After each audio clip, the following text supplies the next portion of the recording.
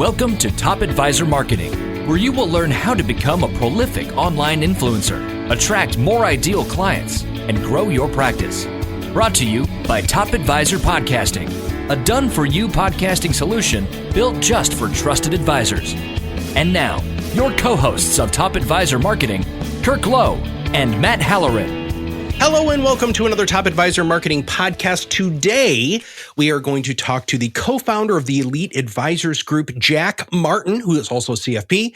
We're going to talk today about behavioral stuff that you can do from a marketing perspective, and also how you can use longevity as a great conversation to really, truly separate yourself from other advisors down the street. So, Jack, welcome to the show. Well, thank you, Matt. Great to be here. Well, let's dive into the behavioral stuff. This, to me, is one of the most powerful ways that we can not only educate, but we can also influence clients to make the right decisions, right? Because we don't make all of the decisions for them. How have you found that taking a behavioral approach to marketing and or sales has really changed the way that advisors that you work with sell? So that's a great question. And really, advisors benefit in a number of ways from adding the behavioral component to their sales and marketing business. The first thing that happens is it really differentiates them, because when they're asking about the client's personality, about their emotions, about their behaviors, that's a conversation that other advisors aren't having, and it differentiates them in a big way. The second thing introducing behaviors does is help the customer experience. The client gets a lot more engaged when they aren't getting attacked on numbers, when they don't have to bring in the shoebox and drag out, what all their account balances are and so on. That's not a pleasant experience. And by adding behaviors to the mix, you're able to deliver an experience that's much more comfortable to the client, and it helps them get into a position to make better decisions. And finally, you're in a position where you really can influence outcomes. The data is so clear today that folks are struggling with the decumulation decision. And if you can help them overcome some of these behavioral biases, you can help them have better retirement outcomes. Okay, you just decumulation, elaborate. So at retirement consumers, so let's say we're talking about folks in the 58 to 62 age range, okay? So those at retirement consumers have hypothetically been accumulating money for their careers, right? They've been saving, they've been watching their investments, they've been managing their spending, all those good sorts of things. And now they're at a point where they're going to have to turn those accumulated dollars into an income stream. That's what we refer to as decumulation. So we move from the accumulation phase to the decumulation phase. And Bill Sharp has tackled this in the last year and a half, and he calls this the hardest problem to solve in finance today, figuring out how to manage this decumulation problem. I can't even imagine. And I mean, I'm going to have to soon, Jack, but I can't even imagine what it's like knowing that that's the last paycheck you're ever going to get. I mean, all of the savings and all of the work that you've done needs to last you for so long. Now I'm teeing up the longevity conversation, but I want to back up just for a second here, talk a little bit more about the behavioral stuff. The clients coming in might need at some point to bring in the shoebox of all of the stuff for advisors, but building that relationship using these behavioral techniques makes it easier for them to wade through all of the stuff that you have to go through, the finer points, the stuff that most people don't like in working with an advisor. Do you find that true? Absolutely. Absolutely. It's a big motivator. From a behavioral perspective, thinking about when you want to retire is a pretty big question. And that gets into a number of biases. Present bias is a great example. Should I retire now or should I wait to retire? If I retire too early, am I going to, regret that decision to retire early because it will have cost me money? So that whole conversation about when do you want to retire, and even thinking about unbundling it. Today, most people think about when they're going to retire and when they're going to start Social Security and their pension income at the same time. And that's not really required. If you help your clients address that question, when do you want to retire? Let's avoid retirement regret. Let's unbundle the decision. So maybe, you have your Johnny Paycheck moment with your current employer, but you don't start your Social Security for a year or two because you're going to go do something else. You're going to do some consulting. You're going to do some independent contractor type work. So there are those kinds of conversations that you can have with clients that address their behavioral biases that really deepen the relationship that you have and change the experience. Well, Jack, the retiring population, especially the one that's coming up through the pipeline in my generation, is not looking at retirement the same way as like my grandparents retired too. That's a conversation that I don't necessarily know if a lot of pre-retirees are ready to have. Do you have any suggestions on how our audience can begin that conversation, especially with maybe like a Gen Xer, to have them start mentally preparing for what retirement's going to look like? Because you just said something like maybe they're not going to take the pension, maybe they're not going to start Social Security so quickly because they're going to do other stuff. How do you have that conversation and get the client thinking differently about what retirement might look like for them? I think two things need to happen. The first is you need to have a conversation with them around behavioral biases. So one part of that conversation is about when do you want to retire? Let's avoid retirement regret. The second part of that conversation is about loss aversion. We oftentimes think of loss aversion and risk tolerance in the same category, but really they're hugely different concepts. In the case of loss aversion, that's based on prospect theory, and really what it's about is ownership. I'm afraid to lose my investment because I own that investment. But it also influences the Social Security claiming decision. So if I feel like I own the money I put into my Social Security and I want to get my money back as quickly as possible, is a bias that's driving a lot of people to start Social Security at age 62 when we all know they should be waiting. And those biases are causing consumers to leave trillions of dollars in potential benefits on the table. It's just a huge problem. So I would have those kinds of conversations with them. Let's talk about retirement regret. Let's talk about loss aversion. Let's talk about managing spending. I mean, how do you react to spending shocks? If there's a hailstorm and you got to get a new roof, if the refrigerator goes out, if you got to replace the car, those kinds of things happen. 1 in 4 retirees experience those shocks, and they happen with some frequency. So if you're having those kinds of conversations with people, and that's really going to be helpful to them. When do you want to retire, and what does your retirement look like in the future? So. Well, let's talk about longevity, right? Because Jack, I mean, I think that's one of the things that very, very few people are prepared for. We're living longer. Where some people are actually living longer in retirement than they worked. How do we, so many people think they're going to live forever until they realize they're not going to live forever, which of course is a wonderful philosophical epiphany for most people. But let's talk about longevity and what do we do? Is it a blessing? Is it a curse? How do we use that to even attack maybe a multi-generational planning sort of philosophy? You've got a lot of experience with this. So what do you got? Well, that is an awesome question. And I think it's something that we're not talking about enough. And that is the longevity risk, that tail risk that all of our clients are going to face. Are they going to outlive their money?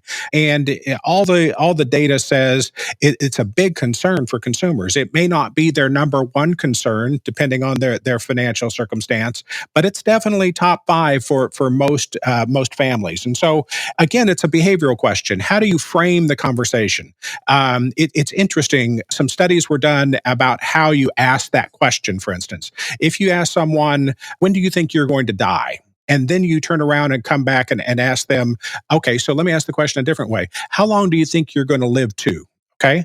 The when do you think you're going to die answer for someone who's 55 or 60 is around age 75. How long do you think you're going to live to? The most common answer is age 85. There literally is a 10-year difference in what people perceive to be their longevity, depending on how you frame the question. And longevity becomes so important in so many other areas of retirement income planning. Oh, I think you should just keep going. Keep rolling, buddy. I was like, wow, you stopped right there. Okay. Keep the conversation going. I love where you're going with this. Okay. So again, the behavioral studies show us that if we talk to our clients about Social Security, for instance, and Social Security claiming, I think most of us would say we want to encourage our clients to wait as long as possible before they start that. The research shows that waiting even as little as 6 months to start claiming your Social Security can be the same as saving an additional 2% a year for 30 years. It's a huge impact in their lifetime savings. But the key there is to frame it around the longevity question. So I might come into a conversation with a client saying, really, rather than taking it at 62, let's see how long we can wait to start that. Because if we wait to age 66, for instance, what that means to you is $8,000 a year better standard of living for the next 30 years. So that's $240,000 better standard of living that you're going to have if we can wait just a few years.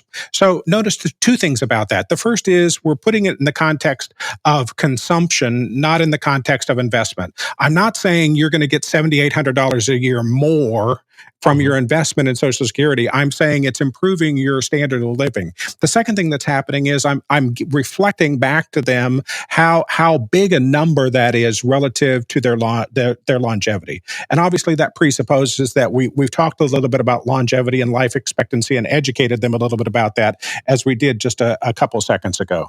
Does that help shed light on that? It does, absolutely.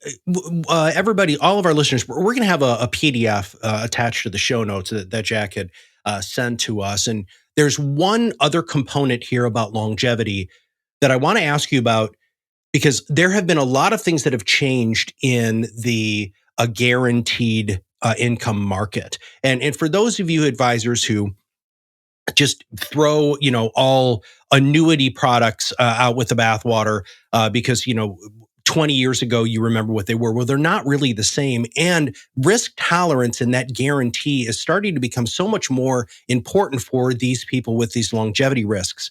Or really, it's not really a risk. Well, it is a risk, I guess. But let's talk about this guarantee stuff. How do you, I'm really putting you on the spot here, Jack. How do you start a conversation with somebody who does not like the idea because of previous behavioral biases and professional biases against guaranteed product? So that's a tough question, and it's one the researchers refer to it as the annuity puzzle. It makes all the sense in the world for us to have guaranteed income, and in fact, isn't that really what Social Security is, right? A guaranteed annuity. But when you get down to it and you start talking to them about specific products, about single premium immediate annuities or deferred income annuities or fixed indexed annuities, when you start talking to them about specific products, then the audience tends to turn off. And what the research has shown us is that, again, there's a framing process that you can engage in that's going to help you get your clients over that hurdle. And it was really interesting. There was one particular study where they were able to segment off the people who disliked annuities the most from their surveys, and they were able to then go to those people and reframe the conversation around longevity, interestingly enough, to be able to say, okay, so how long do you think you're going to live to? Now let's look at your income streams, and now let's talk about the benefits of increasing your standard of living, assuring your standard of living over this period of time, and not risking outliving your income. By reframing that conversation, they were able to change the mindset of a significant portion of that audience. I think the number was over 20% of the people that originally did not like annuities switched to saying, yes, they did like annuities. And so we were able to make some progress there. The other thing that comes into play is this loss aversion question. If you have someone who is average to maybe slightly above average in terms of feeling losses over gains, then they're more likely to be receptive to the idea of annuities. So if you have a conversation with them about loss aversion and how they feel about losses versus gains, that can also be useful in the conversation about guaranteed income. This PDF that I'm looking at right now, which is supporting everything that you're saying, there's a couple of different pieces here that are unbelievable. 1 out of 4 people will live past the age of 90. 1 out of 10 will live the past of out of those are women who will live past the age of 85. The life expectancy has changed so much, and I'm glad that we're rephrasing the conversation. Jack, when I was preparing for this podcast, I typed in problems with annuities, right? Just because, I every once in a while I try to get a loaded question like the one that I just asked you.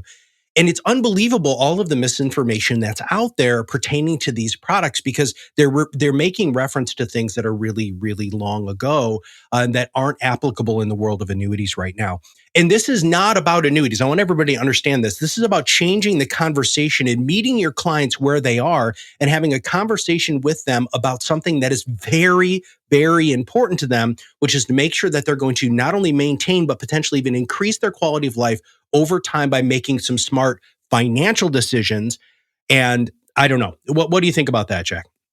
I couldn't agree more. And really, I want to tie this back to the whole concept of sales and marketing for the audience. This whole thing that we've been focusing on, where we talk about client experience and improving that client experience. If you haven't seen the data, client experience is more important than product or price in terms of driving a buying decision. So if you're looking to get a new client, if you focus on the experience, it's something like 50% versus 30% for price and product. So it's a target-rich environment. And then if you then couple that with the money in motion that's out there today, we have at retirement consumers who are facing this decumulation decision, and Cerulli tells us those people are clueless about how to handle it. They are in great need of financial advice, and to date, something like less than 40% of them have engaged with a financial advisor. So there's a 60% open field, if you will, for folks that are clueless about how to handle the decision that most financial advisors can walk them through. Those people are going to disintermediate their assets from those pension plans. There's going to be lots of IRA rollover opportunities. That's why we're so excited about changing the conversation around behavior, changing the conversation about longevity, and really getting engaged with these folks, who are struggling with decumulation. So it really ties back to business development ultimately. Well, let's talk about your organization and how you help our audience with this stuff. Would you mind telling us a little bit about how you can help train them to have these conversations, or marketing materials or anything along those lines? Sure. So our group does brand and marketing management for financial institutions. And so we typically are engaged by insurance companies, broker-dealers, RIA TAMPs, asset managers, IMOs, BGAs, those kinds of folks.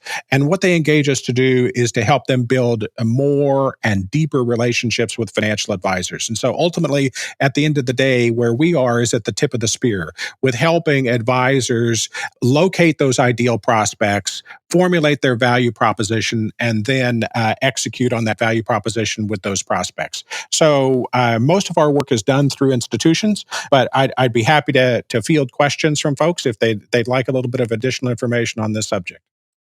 Well, Jack, I think they're going to. I think that there are going to be listeners out there who say, wow, I totally identify with everything that Jack said. I'd love to have the opportunity to pick his brain, or people on your team. What is the best way for them to reach out to you? Sure. Matt, I assume we're going to post the email. It's jlmartin@eliteadvisorgroup.com. That really is the easiest way. We run a pretty hectic schedule, so contacting me there is the easiest approach, I think. Yep, and we'll have your email and also your website, and also a link to your LinkedIn profile, because I like some of the stuff that you post there. Oh, perfect. Thank you. Yeah. Closing statements or ideas or little bits of wisdom that you'd like to pass on to our listeners before we sign off today. I would say think about changing the client experience. I keep harping on that, but today, from a sales and marketing perspective, we think about the customer decision journey. We think about how Mr. and Mrs. Brown woke up this morning in Amarillo, Texas. Put on the fuzzy slippers, went over to the Mr. Coffee, and they didn't think about going out to hire a financial advisor, but they did think about, what's going to happen when I don't work at AT&T or IBM anymore? What is that world going to look like for me? And what are the challenges that I'm going to face? Where's my paycheck going to come from? What are the issues that I need to address in terms of Medicare and my healthcare coverage? What are the issues I need to talk about or think about in terms of Social Security? And all these myriad of questions that are coming at them. When that happens, you want to be top of the mind. And I know, Matt, your group does a great job of helping advisors build that top of the mind awareness. But really, that's the first step in that customer decision journey. And then if you're positioning yourself across that journey to be the trusted advisor, to provide them with ways to have these conversations about when to retire, about loss aversion, about how to manage spending, about longevity, about Medicare, those kinds of conversation points, then you're going to be different than 90% of the financial advisors out there, and you're going to have a world of success. Make sure that you're changing the conversation and changing the customer experience. Remember, in life, and when you're in a service-oriented and advice-oriented field, it's not about you. It's really truly about what the client needs and wants. So when you can go into a conversation without all of the baggage that you might have from whatever reasons you have the baggage, you're just going to have a much better client experience. They're going to realize that you're going to meet them where they're at, not where you're trying to push them to be. So, Jack, thank you very, very much for your thought leadership today, and Sharon. Oh, thank you very much, Matt. Have a great day. If you have not subscribed to the podcast, click it. Subscribe. It'd be super. iTunes rating would be really appreciated. And if you have any podcast guest ideas or topic ideas, which, by the way, are starting to come in, we've got a couple of really neat people who reached out to us on social media. Connect with me on LinkedIn, Matt Halloran. I'm pretty much the first person that comes up. You can send me a message. You can connect with me, or you can email me at matt@topadvisorm, and that M is for marketing. .com, and we'll be more than happy to take a look at who you want to have on the show or what sort of topics that you have. So for everybody at the Elite Advisors Group and all of us at Top Advisor Marketing, we'll see you on the other side of the mic very soon. Are you ready to change the way you communicate with your clients? Are you tired of being the best kept secret in your area? Learn how to become a prolific online influencer, attract more ideal clients, and grow your business. Contact us today and see what the power of podcasting can do for your business. Click on the Contact Us link on our website at topadvisormarketing.com and set up a call to learn more. Follow us on LinkedIn and Facebook for more updates and information. This was brought to you by Iris.xyz, a platform helping financial professionals become better in business and life through new media and new voices. Visit them and learn more at iris.xyz.